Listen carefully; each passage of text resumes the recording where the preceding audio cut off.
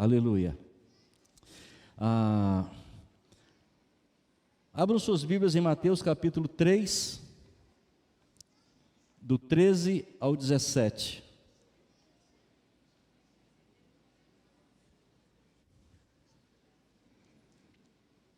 Mateus capítulo 3, do 13 ao 17. Diz assim a palavra do Senhor: Então veio Jesus da Galiléia ter com João, junto do Jordão, para ser batizado por ele. Mas João o impedia, dizendo: Eu é que preciso ser batizado por ti, e tu vens a mim? Jesus, porém, lhe respondeu: Consente agora, porque assim nos convém cumprir toda a justiça. Então ele consentiu. Batizado que foi Jesus, saiu logo da água, e eis que se lhe abriram os céus, e viu o Espírito Santo de Deus descendo como uma pomba e vindo sobre ele. Versículo 16. Batizado que foi Jesus, saiu logo da água, e eis que se lhe abriram os céus. Eis que se lhe abriram os céus. Os irmãos estão entendendo? Eis que se lhe abriram os céus. Os céus se abriram. Alô? Os céus se abriram. Queridos, vamos ficar atentos. Vamos estar ligados. Tá? Vamos estar ligados que o tempo todo Deus está falando. Deus está falando. E às vezes, queridos, a gente perde uma coisinha aqui. Aí falta isso que perdemos aqui para conectar um pouquinho ali. Tá? Então vamos estar atentos.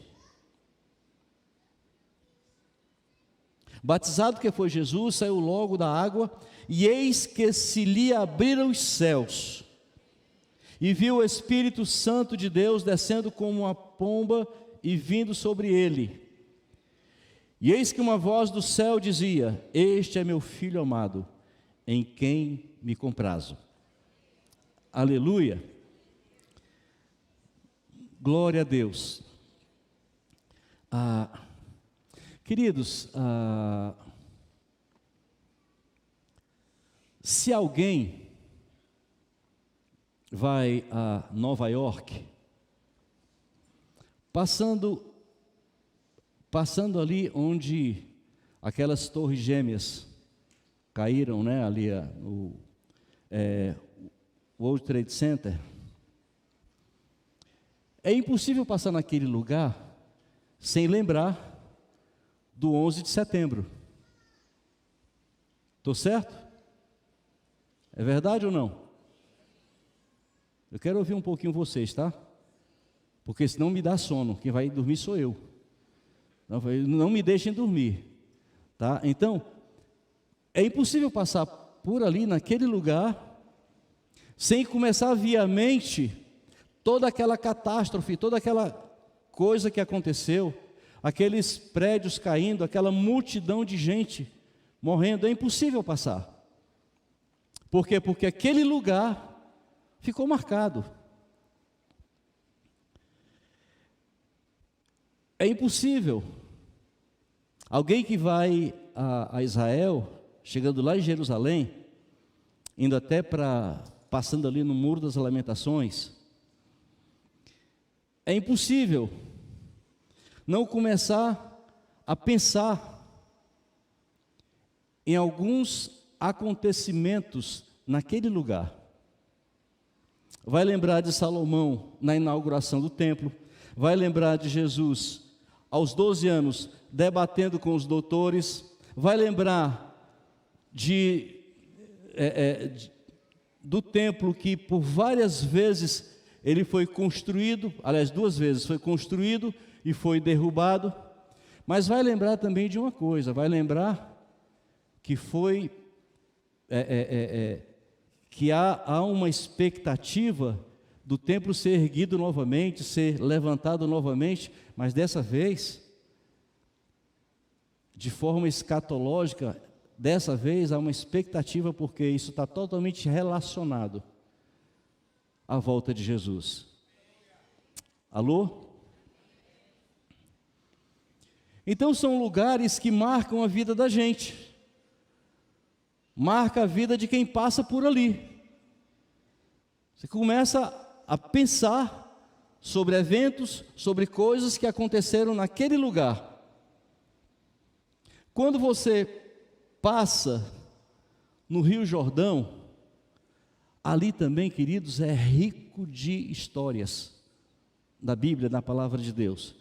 É impossível passar por lá, ter um tempo de reflexão e não lembrar de Josué quando vinha, Josué sucedendo Moisés, quando vinha com o povo, e eles estão em Gilgal e tendo que atravessar agora o Rio Jordão, esse rio, o Rio Jordão, porque eles iam conquistar Canaã, sendo a primeira cidade a ser conquistada, Jericó.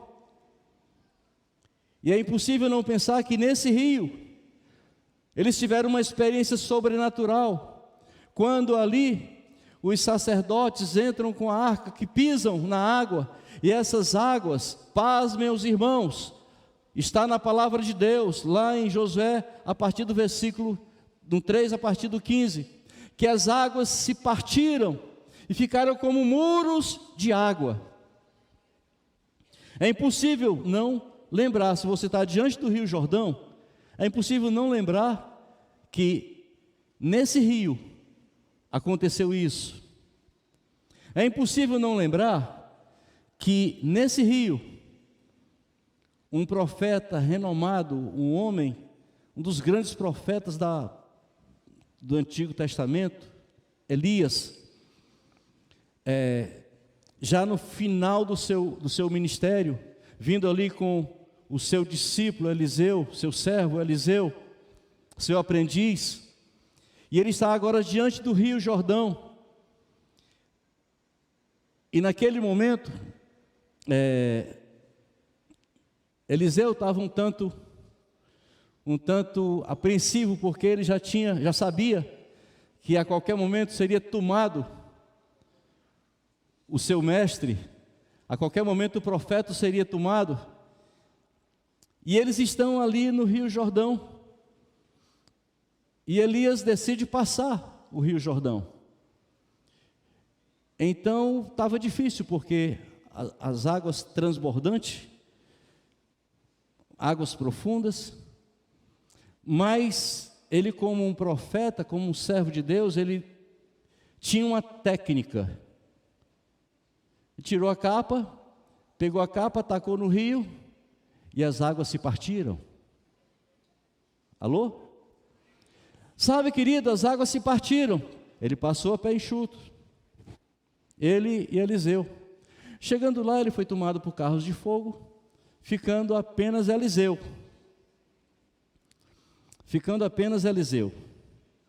Agora, imagina, Eliseu está sendo testemunha disso. Eliseu está sendo testemunha do que estava acontecendo. Eu fico pensando que Eliseu, uma mistura de apreensivo, mas também empolgado com o que a fé fazia, empolgado que eu fico imaginando se ele fosse um cearense tendo essa experiência. Ele dizia: eita, mãe, esse negócio de fé funciona, esse negócio de unção funciona. E Elias tinha falado para ele: me pede o que você quiser. E eu fico imaginando Eliseu dizendo o seguinte: ora, se é para pedir o que eu quero, e como esse negócio de unção funciona, eu quero o dobro, eu quero 2 vezes. Alô? Só que ele estava do outro lado do rio Jordão. Aí ele já começa fazendo o seguinte: ele pega a capa, porque Elias foi, mas a capa ficou. Ele foi, mas a capa ficou. Então ele pega a capa, e quando vai passar agora, voltando, retornando do rio, ele pega a capa, taca na água, e a água se divide.